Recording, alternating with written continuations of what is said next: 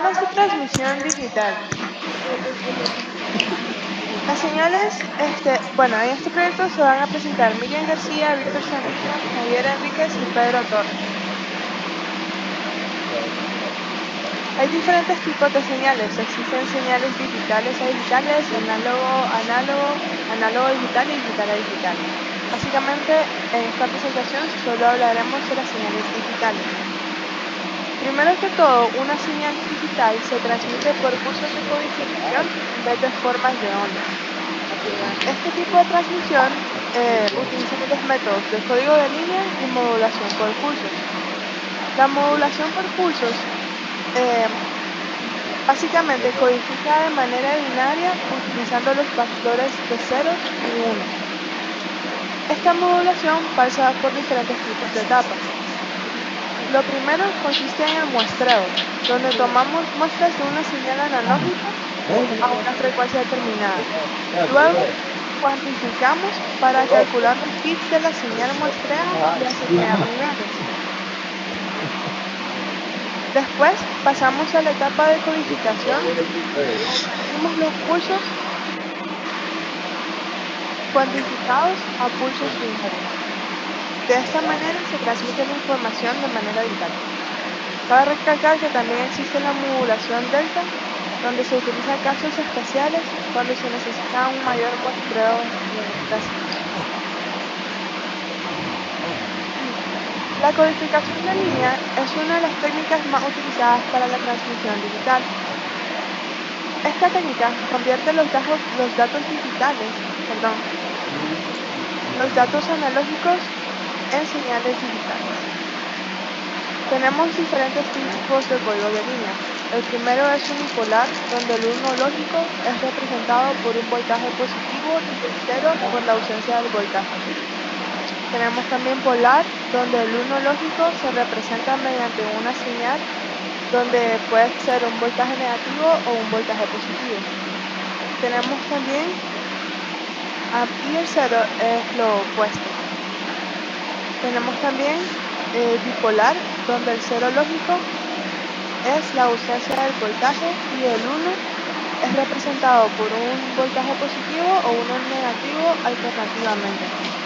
Existe también la codificación no return to zero, no retorno a cero, codificación Manchester digital, AMI, P8ZS y HDE3. Se explica detalladamente en el documento.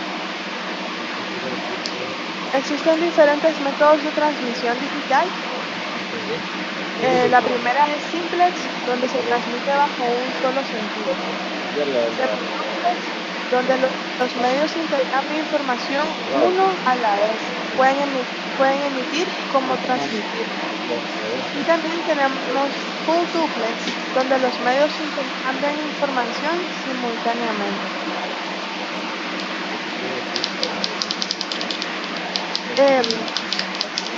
Existe un problema y es poder sincronizar los tiempos. Para solucionar esto, existen dos técnicas diferentes. Asíncrona, donde el transmisor y el receptor tienen relojes independientes, pero se sincronizan a la misma frecuencia. Este tipo de transmisión se utiliza este rendimiento muy bajo y es un poco más económica. También tenemos la transmisión síncrona, donde el receptor consigue la información del reloj a través de la señal captada. Luego ajusta la frecuencia del reloj con el que se descifran los datos. Esta transmisión es más costosa, pero es apto para velocidades altas. Procederemos a analizar los ejemplos de lo que es la transmisión digital, y uno de los ejemplos que se seleccionó fue hablar sobre las cámaras IP. Me avisa cuando me toque a mí. En la siguiente diapositiva podemos conocer las estructuras que intervienen en el proceso o en el fenómeno de la transmisión digital a través de las cámaras IP. Tenemos una red interna y una red. La red interna también es conocida como la red de acceso, que vendría estando conformada por los periféricos, que son las cámaras IP, y la red, que Ustedes también ven conocida hablar. como red externa, que es el proceso, es por donde se va a transmitir la información al usuario que necesita recibirla, ya sea en cualquier parte del mundo. En la siguiente diapositiva podemos apreciar las etapas de la transmisión digital y la enumeramos en 3 etapas. La etapa número 1, transmitiendo donde se transmite la señal analógica a través de las etapas de la digitalización, que es el muestreo, la cuantificación y la codificación de la misma. En la etapa número 2 tenemos la transmisión de las tramas a través de la intranet, que vendría siendo la red de acceso, que es donde está conectada a los periféricos, que es pues para poder acceder a la salida a la World Wide Web.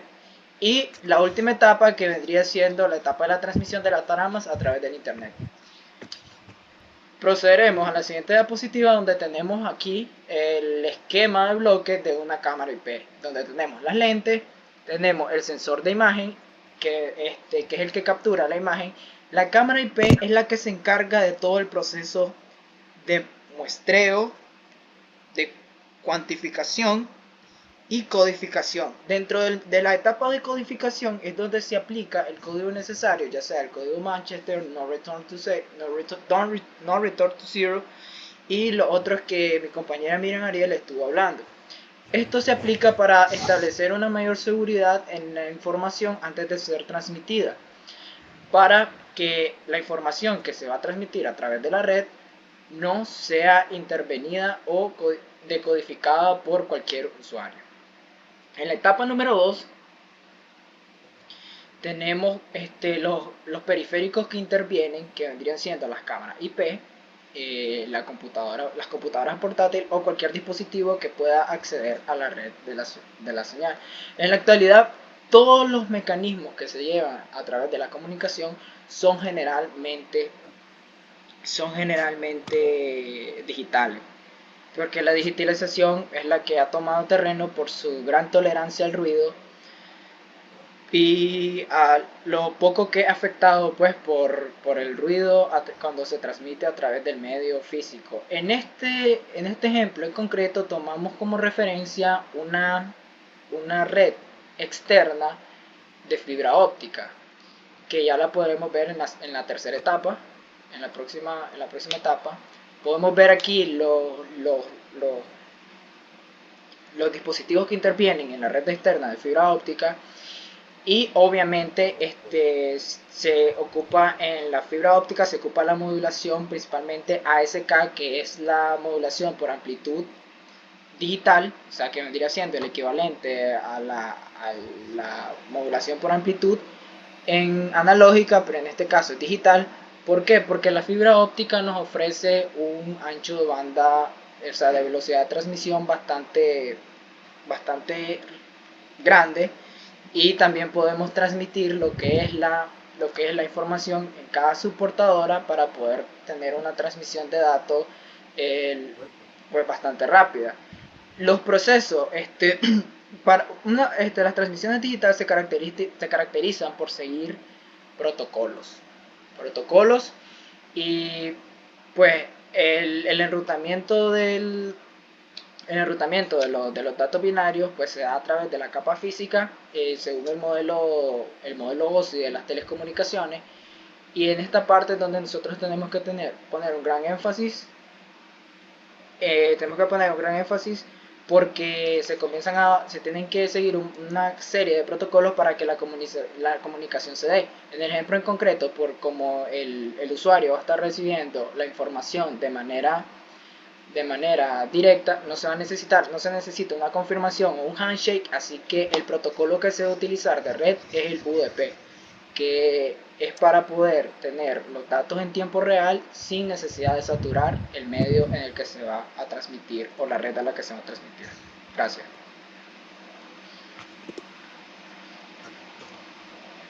Bueno,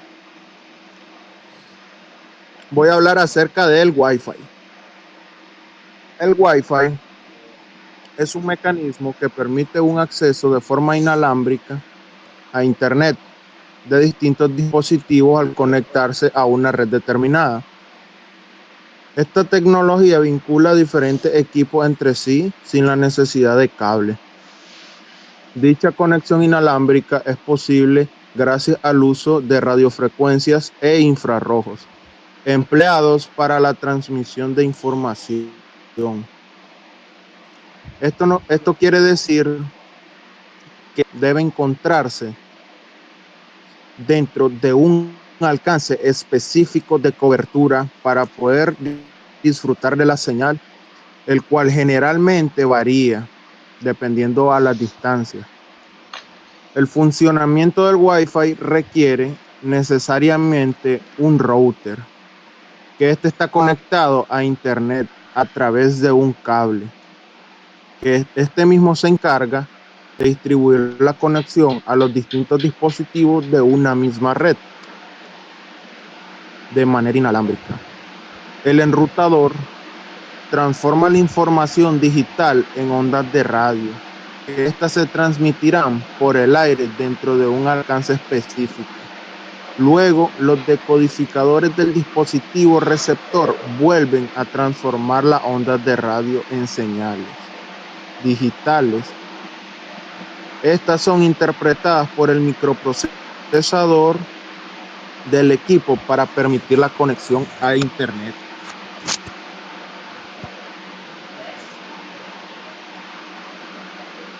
Bueno, vamos a hablar un poco de la modulación en el Wi-Fi, ya que en el Wi-Fi se pueden utilizar varias modulaciones y en muchos equipos estas modulaciones se ajustan automáticamente según la calidad de la señal que estamos recibiendo. La modulación nos permite transmitir información sobre una frecuencia. Hay muchos tipos de modulación y la mayoría de los tipos de comunicación inalámbrica, si no todos, utilizan algún tipo de modulación. Dependiendo de la modulación que se utilice, se pueden transportar más datos y por lo tanto tener mayor velocidad de transmisión. Aquí podemos ver, ¿verdad?, algunos tipos de modulación que utilizamos en el Wi-Fi y su velocidad de transmisión.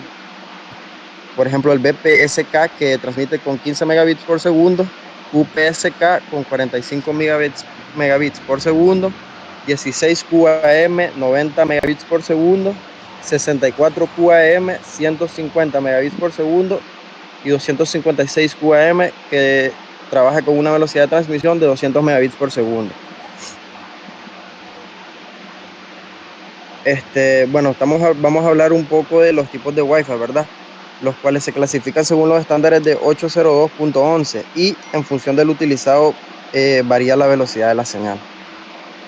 En el primer caso, ¿verdad?, tenemos el IEEE 802.11 que permitía una velocidad máxima de conexión de 2 megabits por segundo, unos valores muy lentos para la mayor parte de las aplicaciones.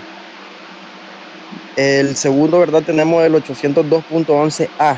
Esta versión fue la primera en funcionar a 5 GHz, una frecuencia que bloquea fácilmente el objeto y que hace este estándar tenga un alcance limitado. Luego tenemos los 802.11b, 802.11g, 802.n, que cuentan con unas velocidades máximas de 11, 54 y 300 megabits por segundo y disponen de una frecuencia de 2,4 GHz, una banda casi universal que los convierte en los más empleados internacionalmente. Por último tenemos, ¿verdad?, el 802.11ac, conocido como Wi-Fi 5, que funciona a una velocidad máxima de 1.3 gigabits por segundo y opera en la banda de 5 GHz.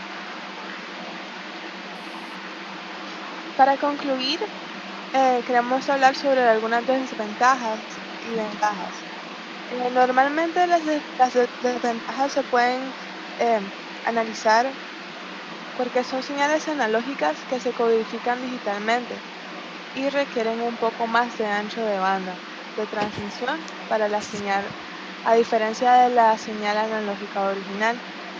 También se necesitan circuitos adicionales, como codificadores y decodificadores, lo que aumenta el costo de los equipos.